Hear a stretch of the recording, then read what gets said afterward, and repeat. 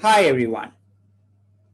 The purpose of today's session is to talk to you about property, plant and equipment, Ind AS 16. Ind AS 16 is one of the most important standard what we have under the Ind AS framework.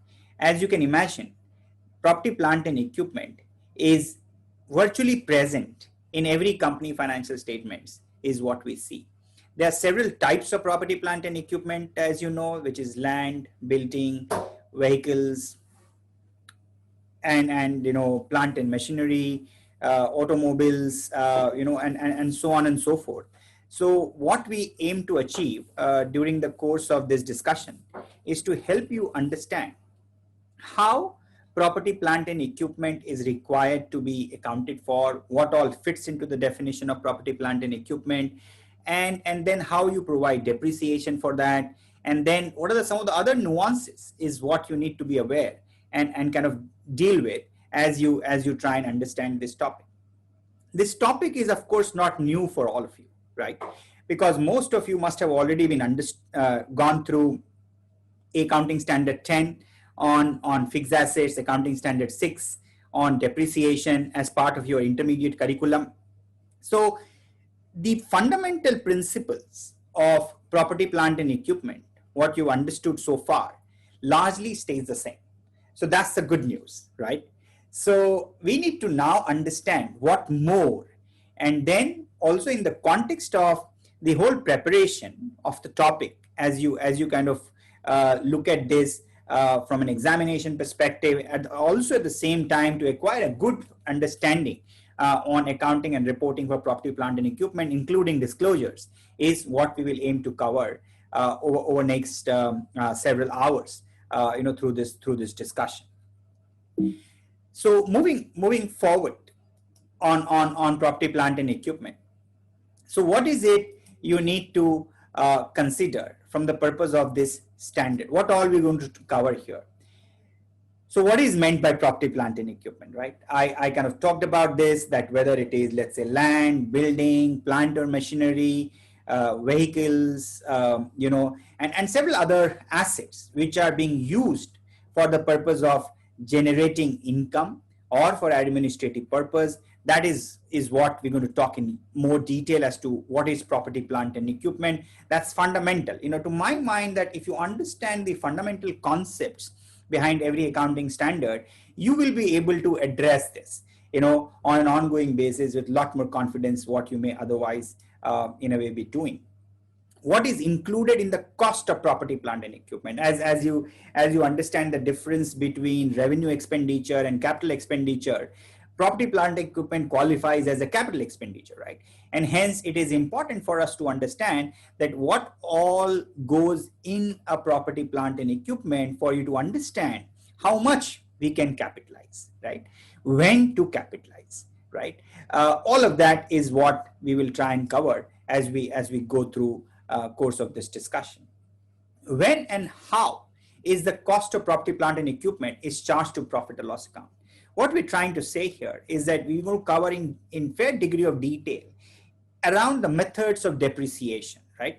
So, or let's say if you have an impairment, what you need to deal with on property, plant and equipment, or you may have revaluation, right, which is permitted under the standard. So all of that is what we're going to talk through during the course of this discussion.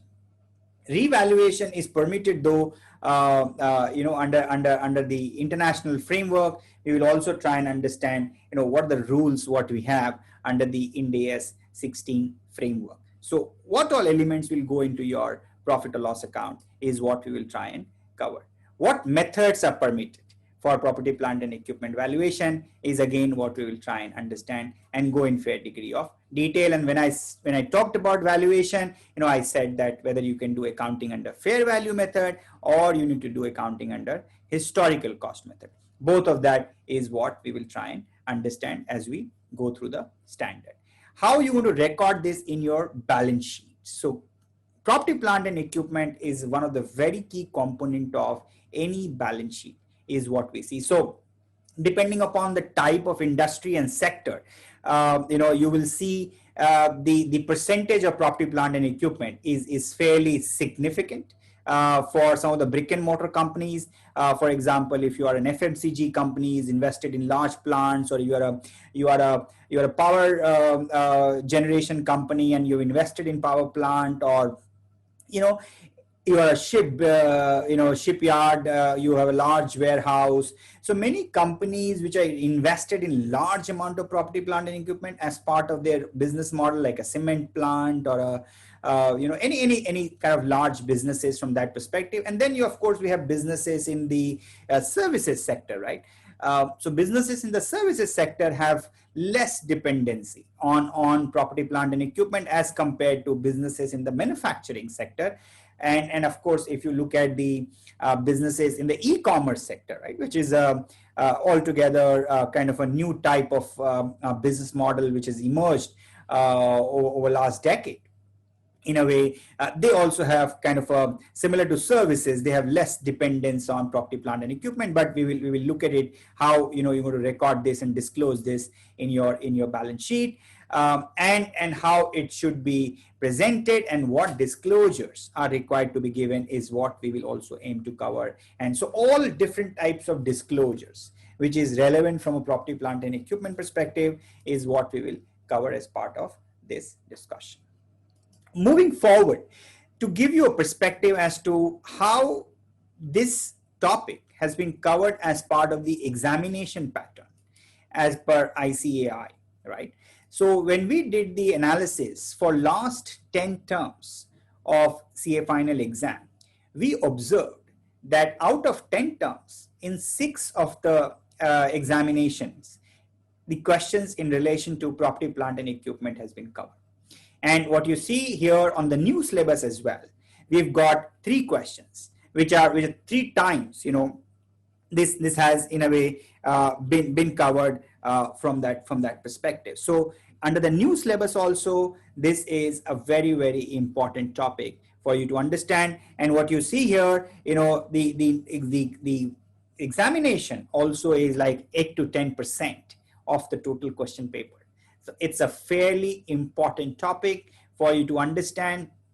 And if you look at last 5 terms, in last 5 terms, they've asked questions 4 times on this, 4 times out of 5 times. So it's fairly important. Again, needless to say, you need to acquire a good understanding of property, plant, and equipment for you to do well in your CA examination. So make sure that you're listening, make sure you kind of understanding this whole thing, and of course you got to practice. We're going to look at a lot of these questions as well as we move forward, and then you need to practice that to ensure that if there are any practical questions, you will be able to answer that appropriately.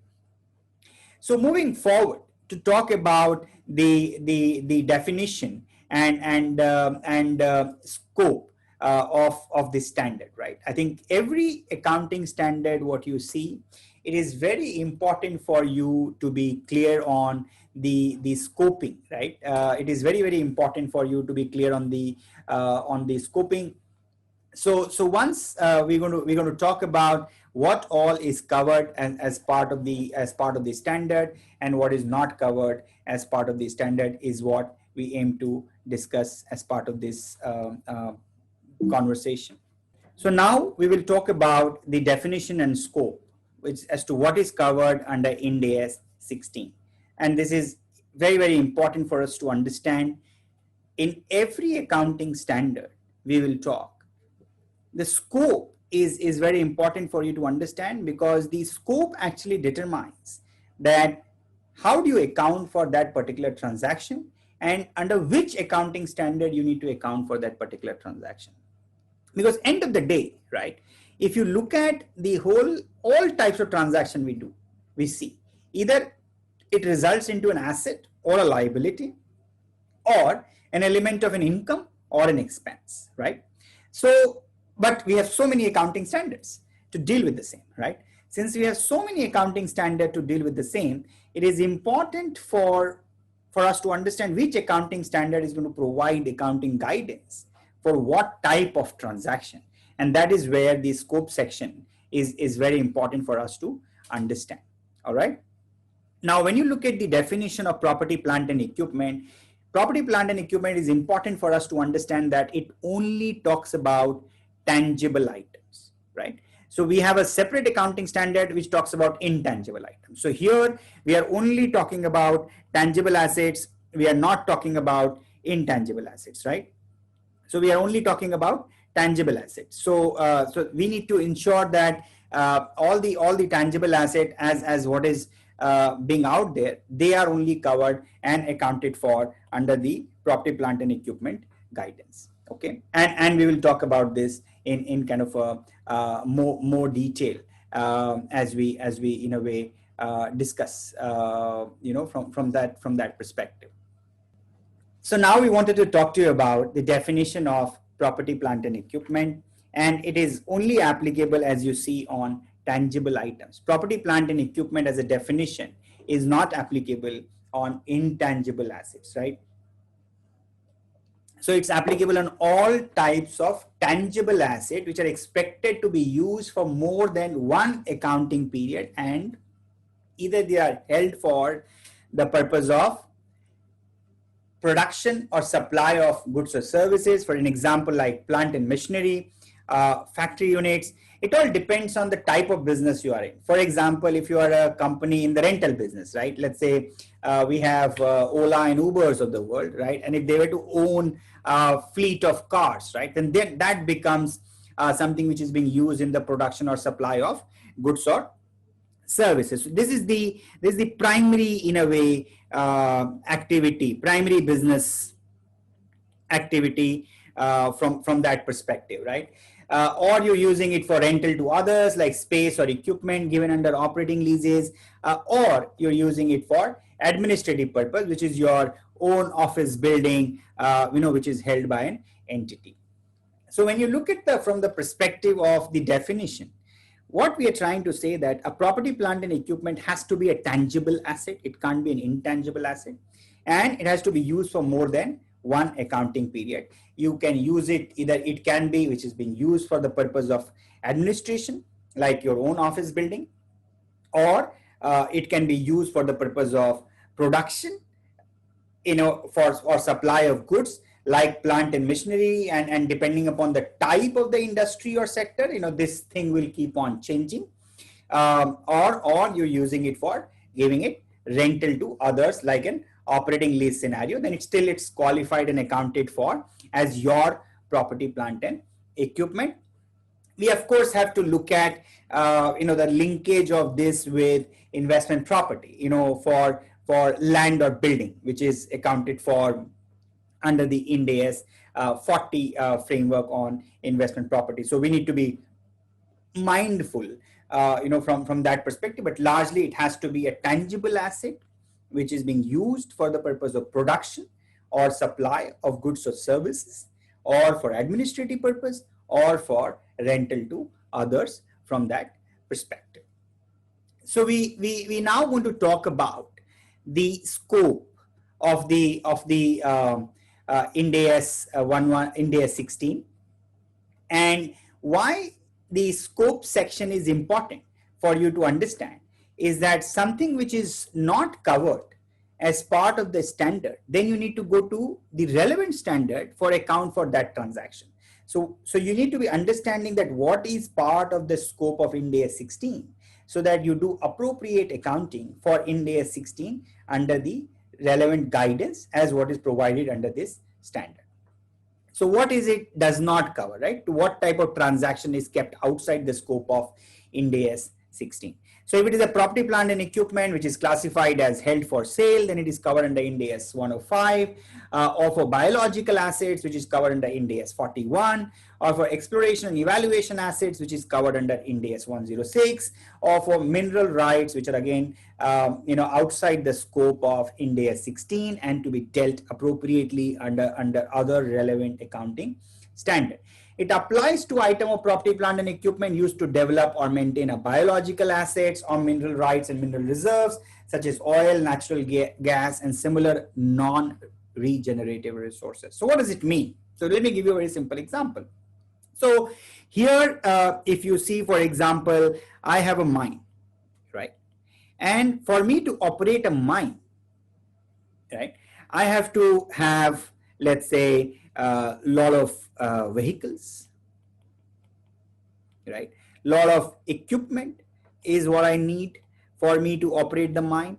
Now, all of these, so the mine is not part of Ind AS 116, but the assets which are being deployed to develop the mine, they are actually tangible assets and they are covered as part of Ind AS 16. So that's the distinction is what we are trying to make here, that the tangible assets which are being used in the production or supply of goods or services, they are part of the scope of the standard. But if they are like biological assets, they are like exploratory assets, or if they are like assets which are held for sale, then they are kept outside the scope of the standards. That distinction is very, very important for you to understand as to what is covered as part of the standard and what is kept outside the standard. It also applies to bearer plants related to agricultural activity. So moving forward to talk to you with an example for PPE, whether classified as held for sale, from that perspective. So when you look at the PPE, which is classified as held for sale, what is it we're trying to say here? This is a scenario which we want to talk to you about. So, for example, there is a building, right? Or there is a manufacturing facility. So this manufacturing facility, now I, as the owner of the manufacturing facility, I want to sell that business, okay? Or I want to sell that manufacturing facility. Now, can I classify that manufacturing facility as held for sale and hence account for it under Ind AS 105 and not account for it under Ind AS 16? Now, that is again important for you to understand. So what are the requirements for something to get classified as held for sale under Ind AS 105 is what we need to know before we conclude that should we account for it under Ind AS 105 or Ind AS 16. Now, what you see in this current example, what this example suggests that the entity intend to sell a facility, if the entity need the facility to clear a backlog of uncompleted orders. What does it mean? That if you need the facility continue to be available to meet your existing contractual obligation, what does that mean? That this facility is then not available for sale at its present condition and location. If that is the case, then it is not eligible to be classified and accounted for as held for sale. And if that been the case, then you will continue to account for this under Ind AS 16. Now, if I were to change this fact slightly and then say that the entity can actually transfer this lock, stock and barrel along with the contractual commitments to continue to manufacture, and that means it is actually available for sale in its present condition and location on an immediate basis. And if the answer to that is yes, then Ind AS 105 is applicable in this given case. So that's the distinction is what you need to understand, that whether you are covered as part of the standard or whether you are not covered as part of the standard. So that's the distinction is what we wanted to talk to you about. Let's look at this from another case study perspective, okay? And that's a very, very interesting example in a way that where you see a multiple accounting standard may come and play a role in the context of wines, right? So the question is that ABC Limited is growing wines, harvests the grape and produces wine. So what are the accounting standards which are applicable here? So when you look at, when you're growing the wines, they're nothing but bearer plant. If they're bearer plants, then they're covered under Ind AS 16 as property, plant and equipment. Now, when you're doing the harvesting, then they become actually agriculture produce, which is actually covered under Ind AS 41 in relation to agriculture assets, right? Now, once you've completed the process of harvesting, then it has to get processed, and once it's processed, then it needs to be stored, where then it in a way becomes then available for sale after a point in time. At that point in time, it actually becomes inventory. Now, once it become inventory, then it is covered under Ind AS 2. So you see, one simple transaction is actually getting accounted for under Ind AS 16, property, plant and equipment, then under Ind AS 41, agriculture, and then under Ind AS 2, inventories. So there are multiple accounting standards which are applicable to a same type of transaction at a different point in time. This is not a common scenario, right? This is not a common scenario, and ordinarily you will see, for example, any tangible asset, any tangible item which qualifies to be recognized as a property, plant and equipment. You will see that, that's the accounting standard is what you end up following till the time you actually dispose that property, plant and equipment. A simple example is like a plant and machinery, as I said, the vehicles, furniture, fixtures, land or building, all type of tangible assets which you commonly see in any company financial statement. Ordinarily, you will end up accounting for this under Ind AS 16, both the recognition part as well as the depreciation and the disposal and the recognition of any gain or loss in relation to the disposal of such property, plant and equipment. And we will cover all of this in great degree of detail as we progress through the course of this discussion. So to quickly, in a way, reflect on what we've talked about, right, over last 30 minutes or so, is just kind of quickly try and cover that. So what is covered as part of the scope of the standard, and what is not covered as part of the scope of the standard. So what is tangible assets? A tangible asset which is to be used for the purpose of production or supply of goods or services are covered as part of the standard, or if they are being used for rentals to others, like on operating lease, they are covered as part of the standard, or they are being used for the administrative purpose. These are virtually either you are doing for your own use, or you are renting it, or you're using it for producing goods or providing in a way services to your customers. That's what is called a tangible asset. Has to be tangible, not an intangible. Intangible asset, I'm sure many of you already know, they're nothing but like copyright, trademark, intellectual properties, softwares, etc., which are called intangible assets. So here we are only talking about tangible assets, benefit of which goes beyond one accounting period. And again, go back to what I said, that you got to reflect on this, why this distinction is again important, because accounting is a period concept, and you look at a revenue expenditure and capital expenditure for you to appropriately determine the amount of profit or loss is what we're going to make in one accounting period versus the another accounting period. And property, plant and equipment is something what qualifies as a capital expenditure, and hence we need to appropriately recognize this in balance sheet and then provide for depreciation, impairment, amortization, to determine the accounting charge in any particular period. So what is not covered as part of this standard, or what is scoped out, as I said, is if you are doing accounting for an asset group which is held for sale, then you will account for that under Ind AS 105.